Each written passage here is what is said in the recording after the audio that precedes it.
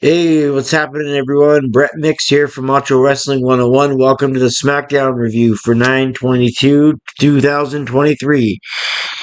The show just ended about 5 minutes ago, and with a serious beatdown of AJ Styles by Solo Sikoa and Jimmy Uso back into where the pyrotechnics are and other amp systems are.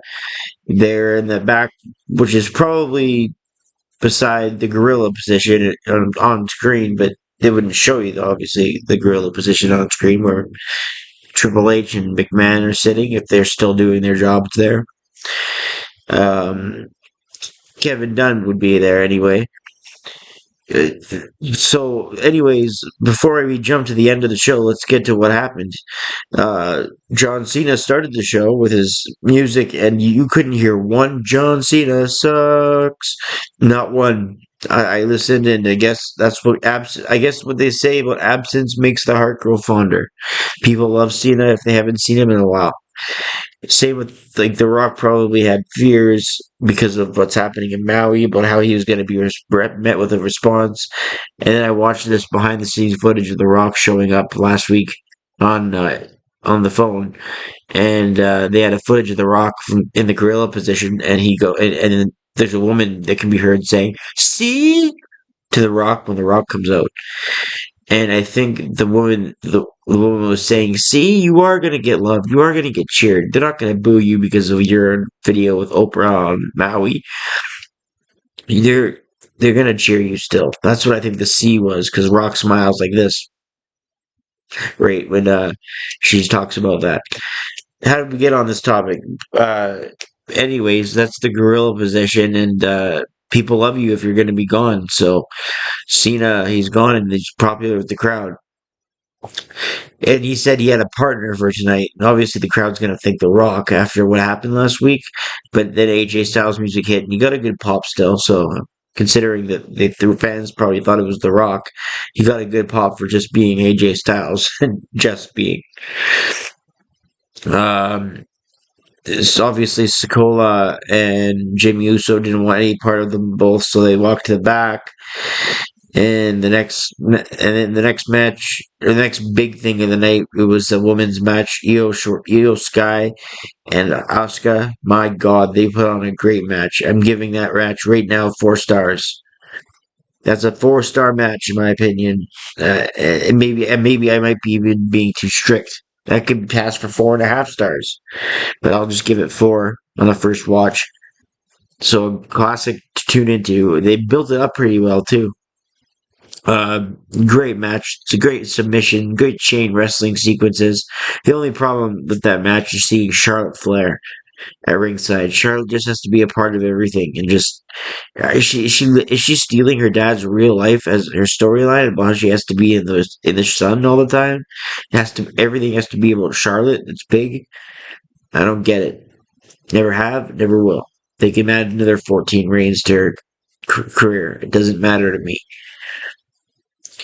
Um, It reminds me of Nia Jax when you look at Charlotte, because Nia Jax can be discussed. And it's amazing that Nia Jax led. Okay, Raw was the lowest rated Raw of all time last Monday, ever. And what did the Raw before that end with? Because that's very important for what the next Raw, because it's the next beginning of the next show. What's the cliffhanger? The cliffhanger, guys, was Nia Jax coming back going, put the division on notice. That made the least amount of fans that care for the every week since 1993 January. The number of fans have changed who watch the show. Nia Jax, the lead into the show that's the least watched of everybody, had Nia Jax going, "This is my division," and she's even on the show that was the lowest rated. Attack doing the same thing, saying, "Everybody, watch out." She squashed an entire division. The fans hated it. They got the least amount of people ever. So that's the feeling I get when I see Charlotte. Sometimes, at least Charlotte can wrestle. At least Charlotte can cut a promo. But my God, yeah. So that was funny as an extra tidbit here. How Raw was the lowest rated in history. It had all to do with Nia Jackson's build up. Nonetheless, this was an amazing match that even Charlotte couldn't change. Io Sky getting the win, retaining the title, and getting out of the Oscar lock. And then Oscar getting distracted on the outside about Charlotte and Bailey, and then all of a sudden, Io Sky gets the victory with her big moonsault. Good stuff. 4 stars. Um, yeah, and next we had the Grayson Weller with Austin Theory tag team match. That was good against the Bruiserweights. That was actually a really good match too. I'd rate that on a first watch 3 stars and a half. I'm doing star ratings right now out loud because I'm doing the Royal Rumble ratings, and I leave star ratings in the Royal Rumbles. So yeah, about 3 stars and a half there. That equals, I believe that's 7 out of 10. I'd have to check. 4 is 8. 4.0 is 8. So 7.5 would be 3.5. Yeah. 7.5 out of 10. Uh, 2 stars is a 2. 2.5 stars is 3. Yeah, just anyway, 4 stars is 8 out of 10.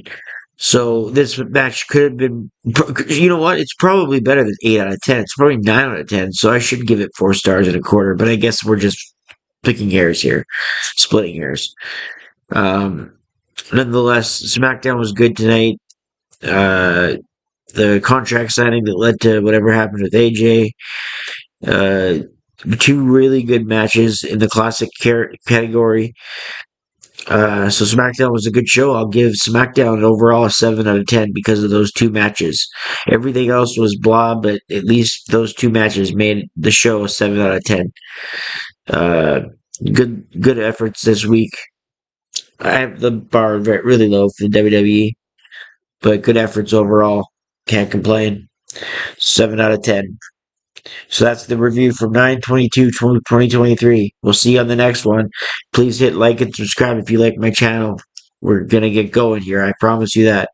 So hit that subscribe button, please. It'd mean the world to me. All right. We'll see you hopefully next time. I'm Brett Mix for the SmackDown review, and I'm out.